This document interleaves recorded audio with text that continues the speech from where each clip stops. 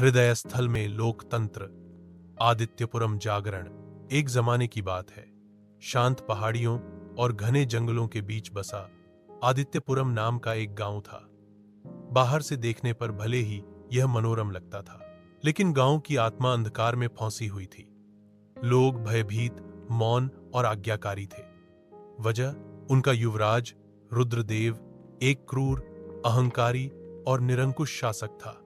रुद्रदेव का पालन पोषण मौन के महल में हुआ था, जहां भावनाओं को कमजोरी माना जाता था और शक्ति ही एकमात्र सत्य थी।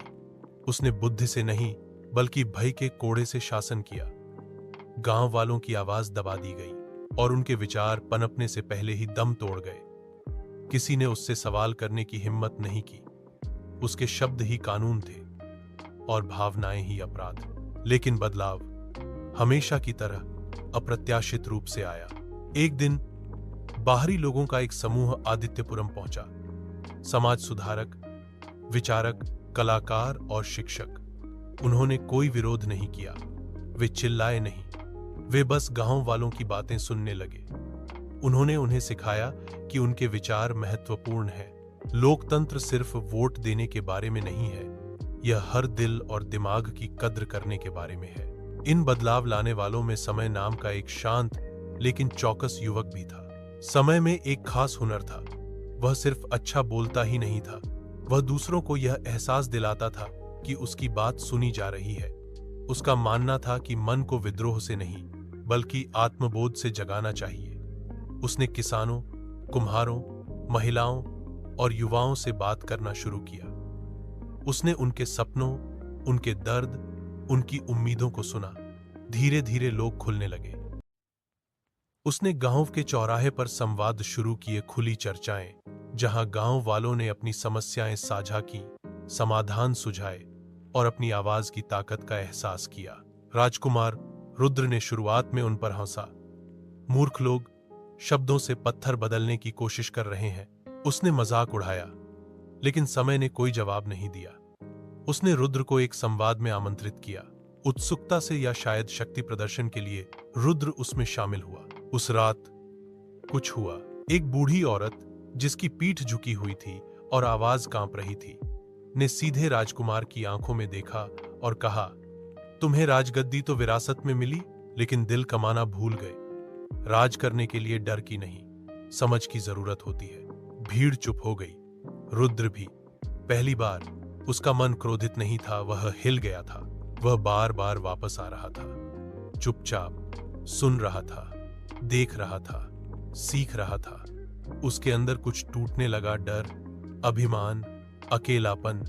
उसे अपनी मां की कही हुई बात याद आई, एक सच्चे राजा को नियंत्रण के लिए नहीं, बल्कि करुणा के लिए याद किया जाता है। दिन बीतते गए। समय गांव की जागृति की धड़कन बन गया और रुद्र धीरे धीरे बदलने लगा। वह भाषण नहीं देता था, वह गोल गोल घूमता, चर्चा करता और कभी कभी सामुदायिक कार्यों में भी मदद करता। उसकी तलवार दीवार पर टिक गई, उसके शब्द धीमे होते गए। एक शाम रुद्र समय के पास गया और बोला, मुझे सिखाया गया था कि शक्ति नियंत्रण में होती है।